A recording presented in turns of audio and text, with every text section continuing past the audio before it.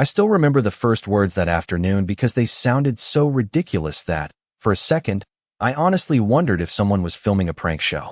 "You are trespassing on HOA property, sir. Leave now, or we will have you removed." The smell of fresh chlorine drifted through the warm July air as I stood barefoot on the stone deck beside the swimming pool my father and I had built with our own hands nearly 20 years earlier. The water shimmered beneath the afternoon sun, reflecting the old oak tree that shaded half the backyard, and everything looked exactly as it always had until Tyler Crawford marched through my open gate wearing mirrored sunglasses and a smug grin that suggested he had already decided how this story would end. Behind him walked 3 private security guards dressed in black polos, followed by his mother, Melissa Crawford, the president of our homeowners association, carrying a clipboard like she was about to inspect a construction site instead of someone else's private property. Tyler raised his phone, aimed the camera directly at my face, and announced loudly for his live stream audience that the homeowners association had officially reclaimed this community recreation area after years of neglect by the homeowner. I almost laughed because every single word he said was completely false. This was not community property. It never had been. Every square foot of the pool, patio, fence, and backyard sat entirely within the property lines listed on my deed. My father had spent 2 summers pouring concrete, setting stone, and installing plumbing with me after work every evening until the pool was finally finished. Even the bronze plaque beside the deep end carried his name. Yet Tyler walked past it without even glancing down, as if history itself could simply disappear because his mother signed enough letters with the HOA logo at the top. Melissa stepped closer, maintaining the polished smile she always wore during neighborhood meetings. "You received our notices," she said confidently. "The association voted to assume operational control of this facility. We are asking you one final time to leave peacefully." Her words were carefully chosen, almost rehearsed, but there was one problem. No vote could magically transfer private ownership. I looked from Melissa to Tyler, then toward the neighbors quietly gathering along the fence lines after hearing raised voices. Some looked confused. Others looked uncomfortable. Nobody seemed willing to interrupt. Tyler noticed the growing audience and smiled even wider. "Everybody is watching," he said. "Do not embarrass yourself. Just walk away." Instead, I folded my arms and calmly asked one simple question. "Can either of you show me the recorded deed proving this pool belongs to the homeowners association?" Tyler rolled his eyes dramatically for the camera. Melissa ignored the question altogether. Instead, she nodded toward the security guards. One of them stepped forward respectfully and explained that they had been hired to enforce the association's instructions. I thanked him for his honesty because I could already tell he was simply doing the job he had been assigned. Tyler, however, had no interest in facts. He walked straight to the pool gate, spun the dial on a brand new combination lock I had never seen before, snapped it shut with a loud metallic click, and slipped the key into his pocket before turning back toward me with a satisfied smile. "Now you definitely cannot use it," he announced proudly. "Call whoever you want. This pool belongs to the HOA now." I looked at the locked gate, then at the bronze plaque beside the water, and finally back at Tyler. What he did not know was that he had just created the single piece of evidence that would unravel everything before the sun went down. Tyler stood there twirling the small brass key around one finger like he had just won a championship, completely unaware that the quiet moments after someone makes a terrible decision are often far more important than the decision itself. I did not argue with him. I did not raise my voice. I simply looked across the water toward the bronze plaque my father and I had installed on the day we finished the pool. Seeing it brought back memories so vivid that, for a brief moment, the noise around me faded into the background. 20 years earlier, this backyard had been nothing more than uneven dirt, scattered rocks, and an old maple stump that took us an entire weekend to remove. My father believed that if something was worth having, it was worth building yourself. Every evening after work, we measured, dug, poured concrete, and laid stone one piece at a time. We never rushed because he always said shortcuts become expensive memories later. By the end of that second summer, the pool was finished. It was never built for parties or showing off. It was built because my father wanted one place where our family could always gather no matter how busy life became. Even after he passed away, I never considered selling the house. Every corner of the backyard reminded me of him, From the oak tree that shaded the patio to the small imperfections in the stonework that only the two of us would ever notice.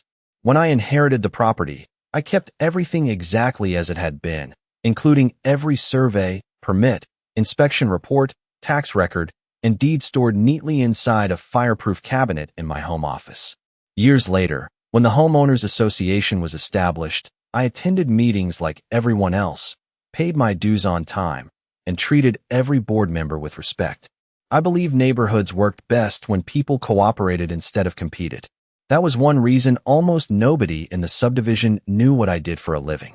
Outside of work, I preferred being another homeowner mowing his lawn on Saturday mornings rather than introducing myself by my badge. My profession had never defined who I was, and I never expected special treatment because of it.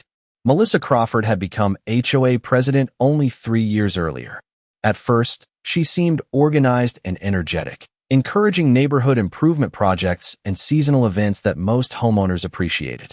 Gradually, however, every meeting became less about cooperation and more about control. New rules appeared almost every month.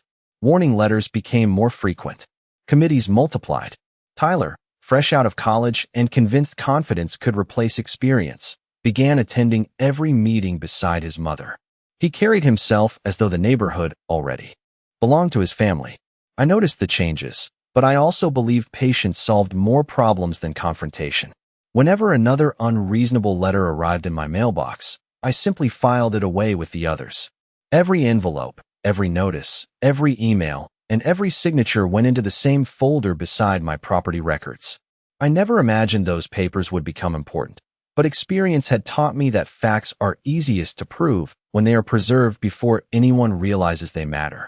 Standing beside my pool that afternoon, while Tyler smiled for his online audience and Melissa waited for me to surrender, I realized neither of them had taken even a single minute to verify who actually owned the land beneath their feet, and that simple mistake was about to change every assumption they had made about me. Melissa still believed she was directing the entire afternoon, and Tyler looked even more confident after locking the gate. The strange thing about confidence is that it often grows strongest right before reality catches up with it. Tyler lifted his phone higher so his viewers could see both me and the pool behind me. This is what happens when homeowners refuse to follow community rules, he announced with theatrical confidence. The association has to step in. Several people standing outside the fence exchanged uncertain looks, but nobody challenged him. Most of them had received enough warning letters over the past few years to learn that arguing with the Homeowners Association usually created even more problems. Melissa had built that reputation carefully. She rarely raised her voice. She preferred official-looking letters, highlighted policy sections, and carefully worded notices that sounded far more powerful than they actually were. Many homeowners simply complied because reading through legal documents felt exhausting.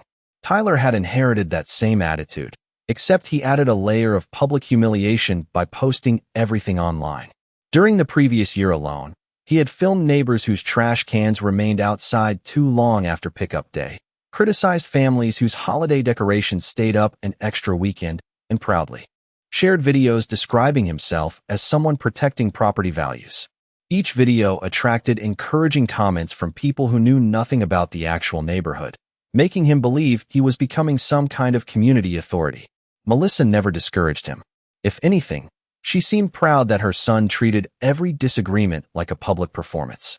Looking around my own backyard, I realized they had repeated the same mistake one more time. Tyler slowly walked across the patio while keeping the camera pointed at me. He stopped beside the bronze plaque honoring my father, glanced down for barely a second, then laughed quietly before turning back toward his audience. "This old thing will probably be replaced before the community reopening," he said. "We should put something here that represents the neighborhood instead." Hearing those words stung more than I expected, but I kept my expression calm. That plaque was never decoration. It marked years of hard work, sacrifice, and memories that could never be measured by any homeowners association vote. Melissa unfolded another document from her clipboard and held it toward me. "We have scheduled a neighborhood pool event next Saturday," she explained. "Lounge chairs will be delivered tomorrow morning. A catering company is arriving early Saturday, and maintenance crews will begin preparing the area. It would be appreciated if you cooperated instead of creating unnecessary complications. The confidence in her voice suggested every decision had already been finalized. Tyler nodded enthusiastically while sweeping the camera across the backyard, as though he were introducing viewers to a brand new community amenity.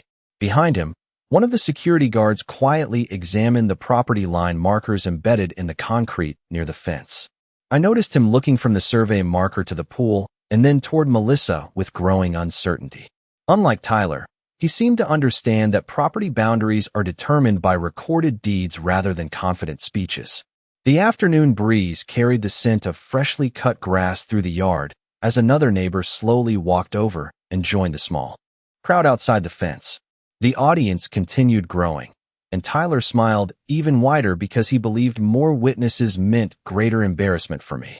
What none of them realized was that every additional neighbor, every second of his live stream, every confident statement, and every new promise Melissa made about using my backyard as community property was quietly becoming another piece of evidence that neither of them could ever take back.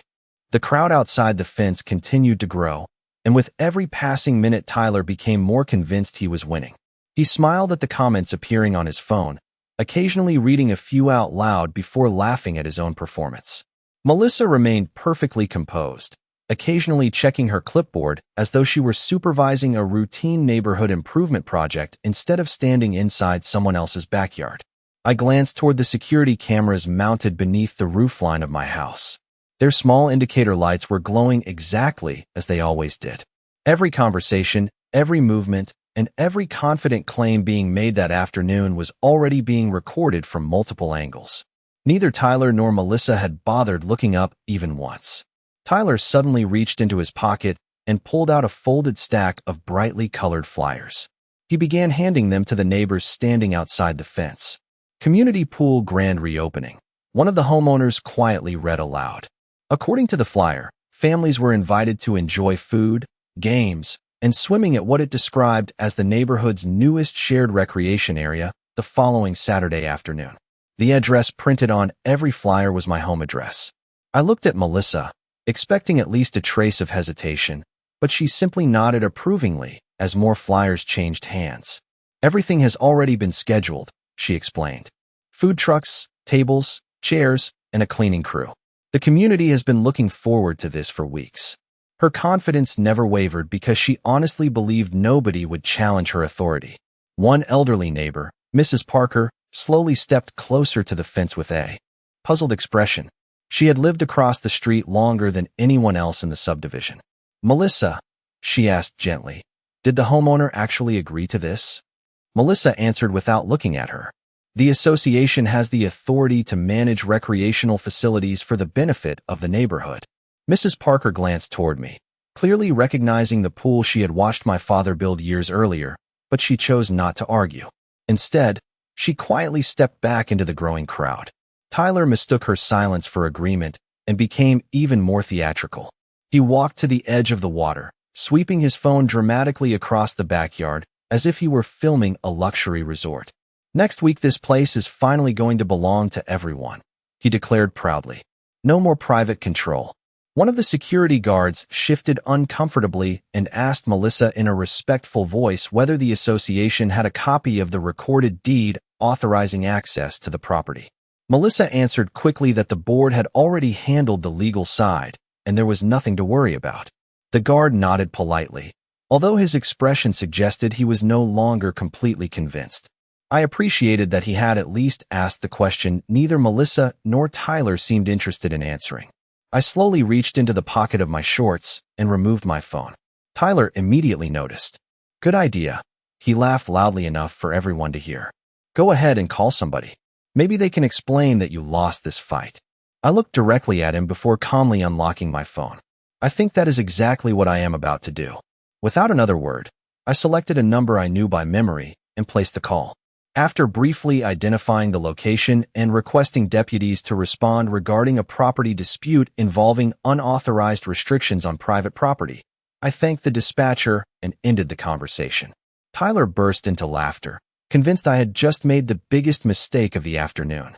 Melissa folded her arms with complete confidence.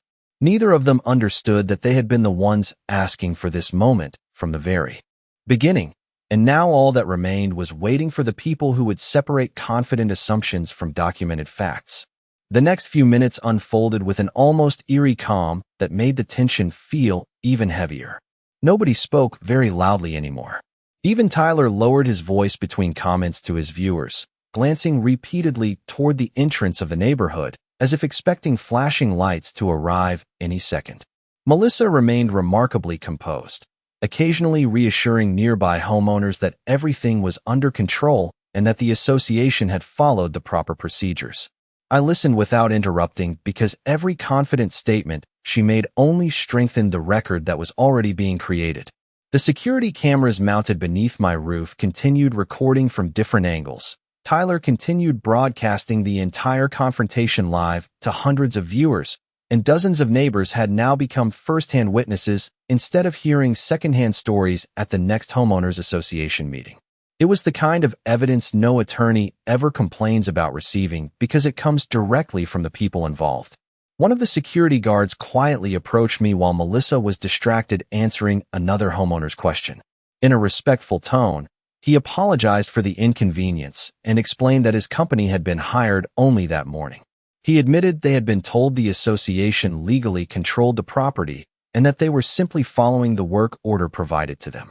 I thanked him for speaking honestly and assured him that I understood the difference between someone performing a contracted job and someone intentionally misrepresenting the facts. He nodded with visible relief before stepping back to his original position. Tyler noticed the brief conversation and immediately assumed the guard had somehow convinced me to leave. "See," he announced into his phone with another confident smile. "Even security knows this is over." I almost smiled at how completely he misunderstood what had just happened.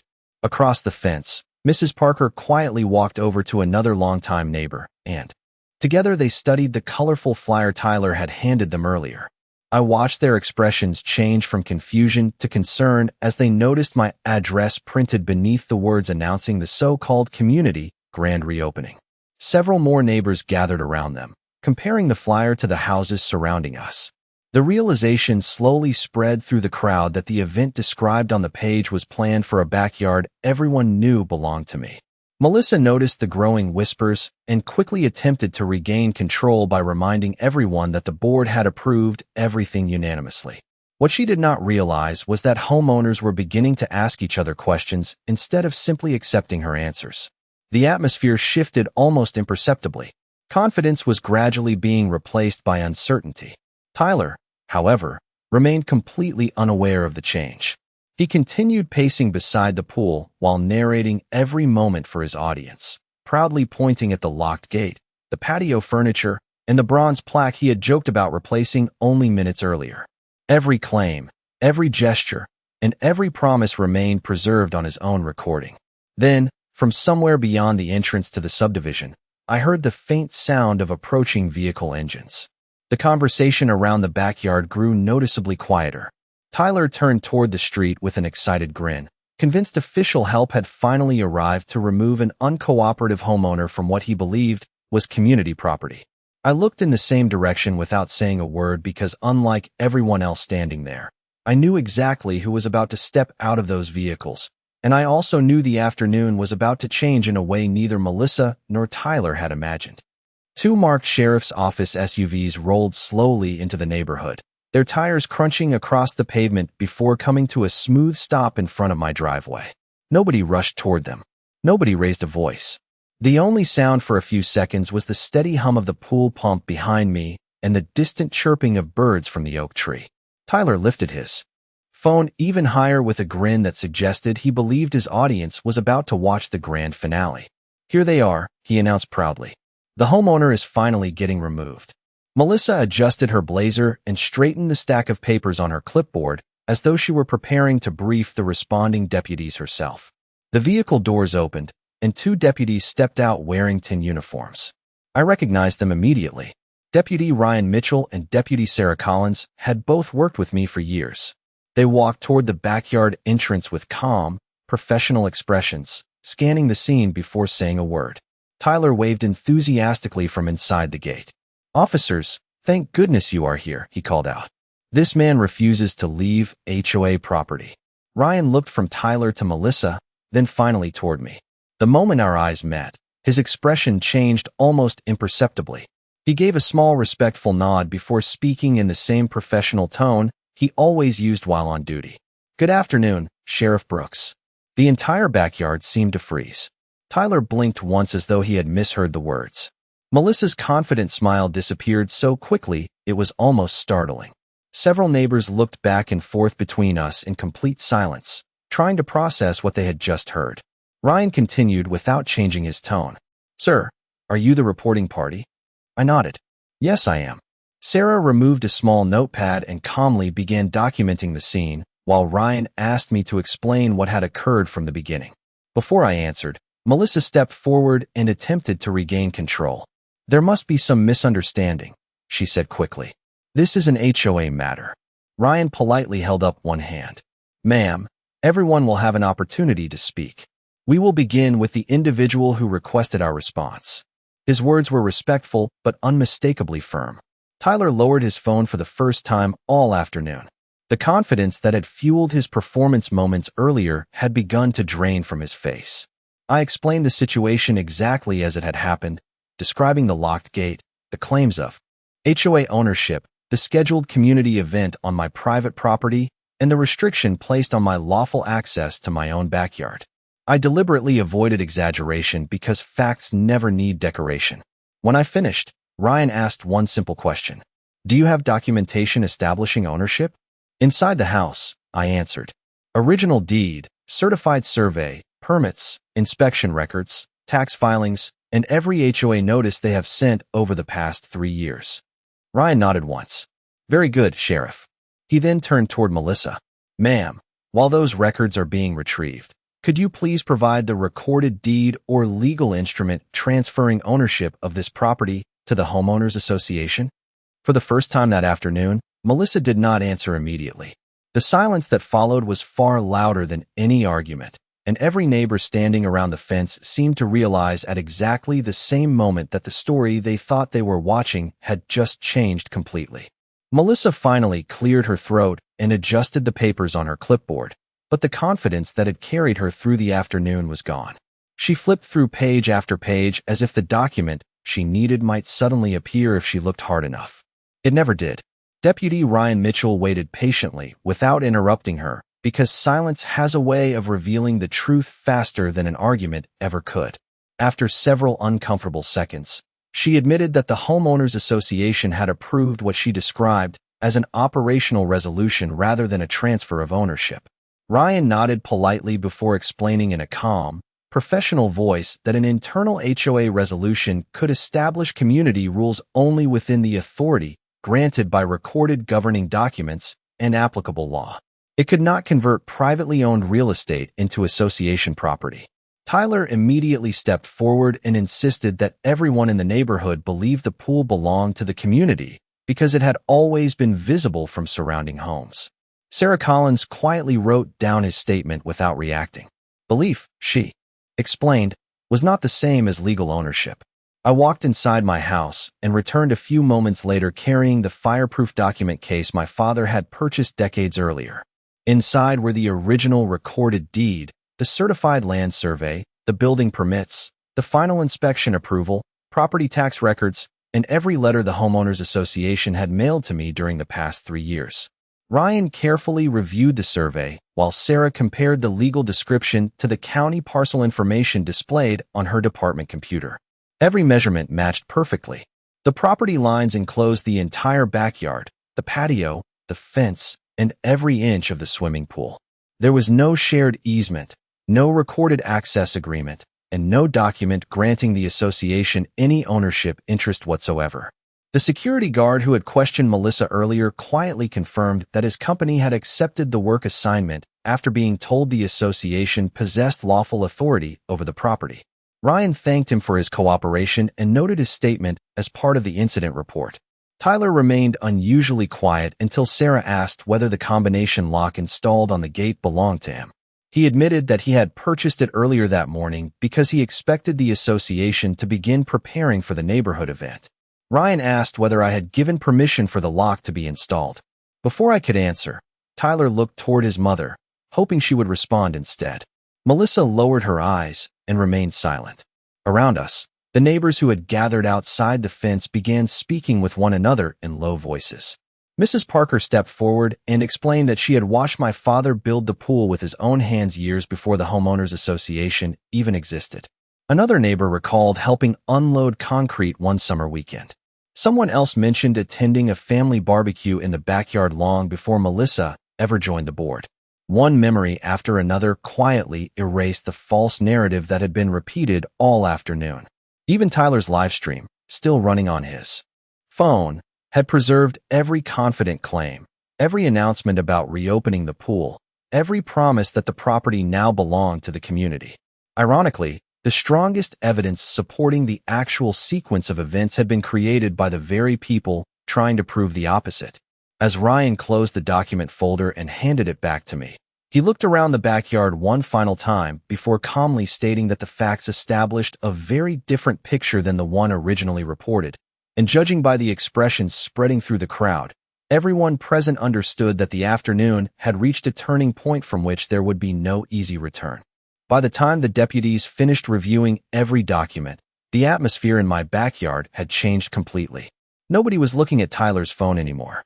The live stream that had begun as a celebration of what he expected to be a public victory had quietly become a record of every incorrect claim made throughout the afternoon.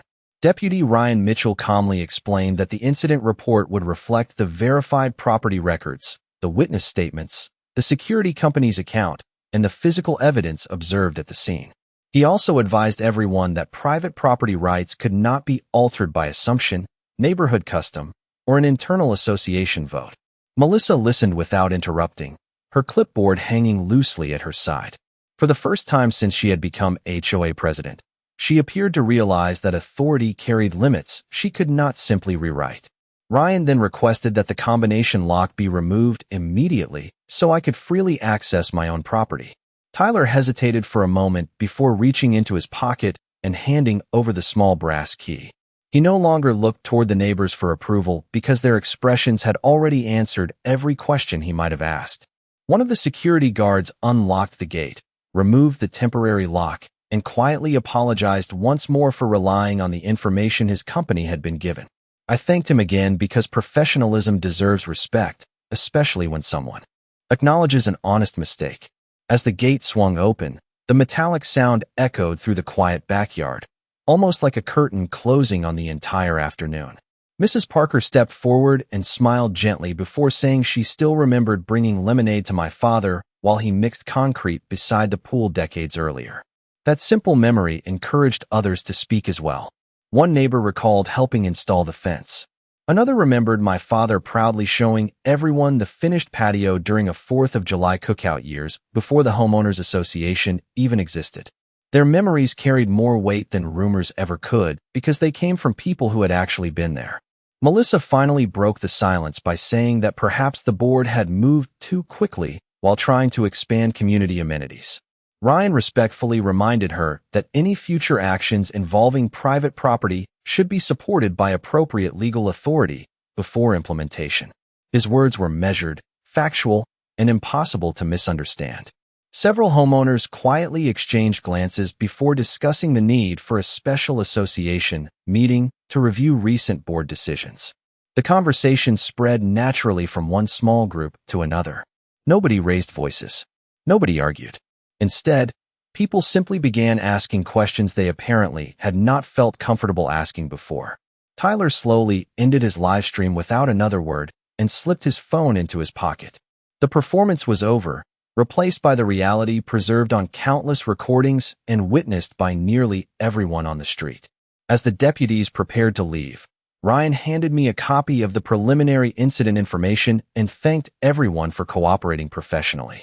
The patrol vehicles pulled away just as the afternoon sunlight reflected across the calm water once again. The pool had not changed. The deed had not changed. The property lines had not moved even an inch. The only thing that had changed was that an entire neighborhood had watched confidence collapse when it finally met documented facts, and I had a feeling the next homeowners association meeting would be remembered far longer than anything that had happened beside the water that day.